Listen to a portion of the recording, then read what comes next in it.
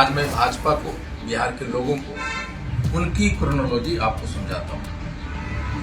राज्यसभा चुनाव की घोषणा हुई और बिहार की राजनीति बड़े तेजी से करवट ली।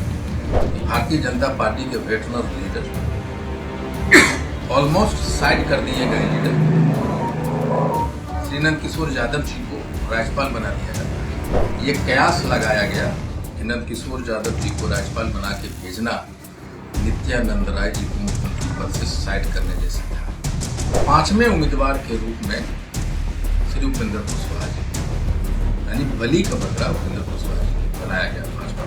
क्रोनोलॉजी आप नहीं समझाइए, क्रोनोलॉजी लोग भी समझा सकते हैं, और यही आपकी क्रोनोलॉजी है।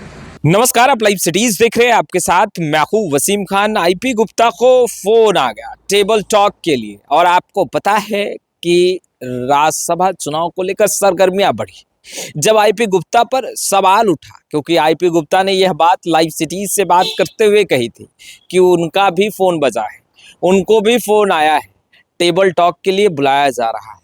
जब सवालों के घेरे में आईपी गुप्ता फंसने लगे तो क्रोनोलॉजी बता रहे हैं, पगड़ी बांध कर लाइव आए हैं फेसबुक पर।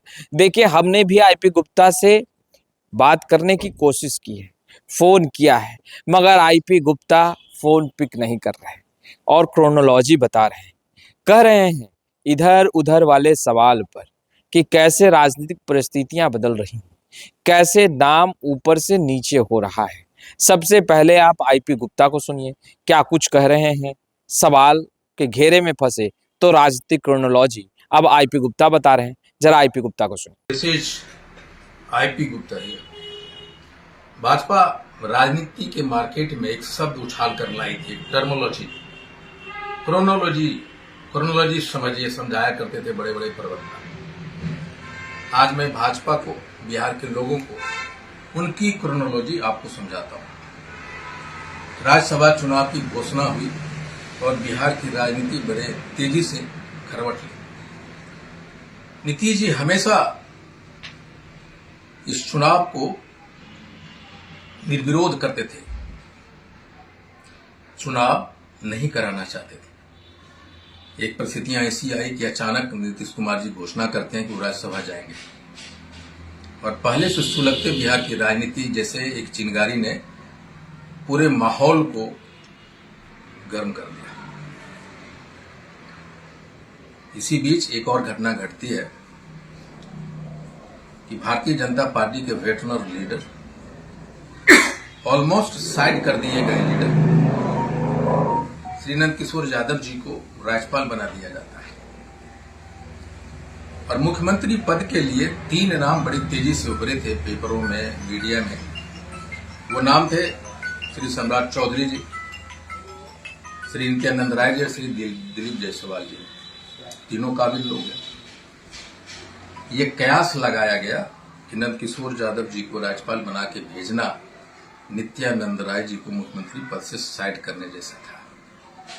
मैं इस बात को मानता हूं, ये जो चर्चा थे, मैं पूरी तरह मानता हूं कि उनको साइड करने की प्रक्रिया थी। एनीवे, उसके बाद भाजपा राज्यसभा के लिए उम्मीदवार घोषित करती नितिन नवीन जी और श्री जीवेश राम जी, और जदयू से आदरणीय श्री मुख्यमंत्री जी और श्री रामनाथ ठाकुर जी, और पांचवें उम्मीदवार के रूप में श्री उपेंद्र कुशवाहा जी को, यानी बली का बकरा उपेंद्र कुशवाहा जी को बनाया गया भाजपा की तरफ से।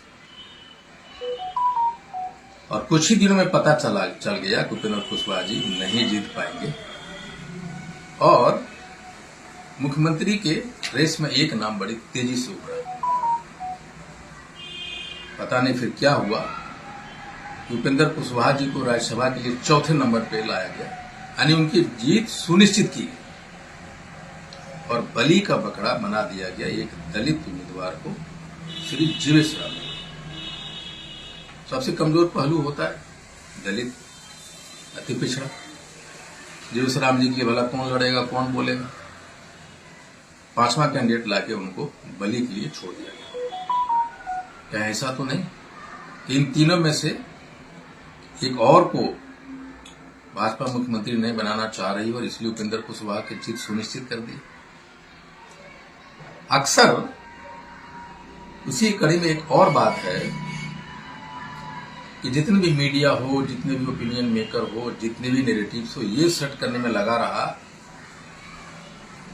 कि आरजेडी 6 उम्मीदवार कहां से लाएगी, 6 वोट कहां से लाएगी।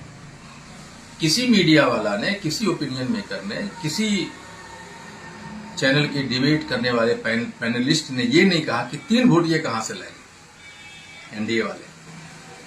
कभी कांग्रेस को तोड़ती रही कि एमआईएम को तोड़ती रही, कभी हमारे बारे में बात हुआ तो कभी सतीश जी के बारे में बात हुआ, नहीं तोड़ पाए। दलित नेता को बलि का बकरा बना दिया।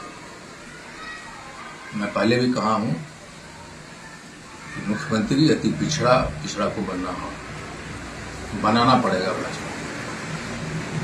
क्रोनोलॉजी आप नहीं समझाइए, क्रोनोलॉजी हम लोग भी समझा सकते हैं और यही आपकी क्रोनोलॉजी है। बिहार की जनता और देश की जनता आपकी क्रोनोलॉजी को समझने से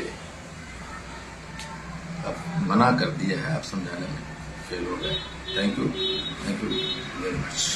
तो आपने सुना आईपी गुप्ता को, सहरसा से विधायक हैं और एक मात्र विधायक आईआईपी पार्टी से जीत कर आए हैं। देखिए उनके संरक्षक हैं और अब फेसबुक लाइव आए पगड़ी बांधकर बिहारी स्टाइल में और कह रहे हैं कि जरा क्रोनोलॉजी समझिए, और वो आंकड़ा बता रहे हैं कि महागठबंधन को 6 चाहिए तो 3 की कमी तो एनडीए को भी है, उस पर कोई बात नहीं कर रहा। देखिए वह यह भी कह रहे हैं कि कुछ लोग तो सवाल यह भी उठा रहे हैं कि आईपी गुप्ता इधर से उधर हो जाएंगे, बीएसपी इधर से उधर हो जाएगा। देखिए आईपी गुप्ता ने स्वयं ही कहा कि उनका फोन बजा, उनको फोन आया, उन्होंने बात की, उन्हें टेबल टॉक के लिए बुलाया गया। तो देखिए जब फोन पर बात हुई तो क्या कुछ बात हुई होगी, देखिए लीडर यह नहीं बताते, मगर उन्होंने बताया कि फोन आ गया। खैर सवाल उन पर भी अब उठने लगे हैं। उन्होंने क्रोनोलॉजी समझाया है, आपने भी सुना आईपी गुप्ता का राजनीतिक क्रोनोलॉजी, क्या कुछ चल रहा है, कैसे परिस्थितियां बदल रही हैं, कैसे नंबर ऊपर से नीचे जा रहा है। खैर हम तमाम तस्वीरें लगातार अपडेट करते रहेंगे। इस वीडियो में इतना ही, आपका बहुत बहुत शुक्रिया। आज मैं भाजपा को, बिहार के लोगों को उनकी क्रोनोलॉजी आपको समझाता हूँ।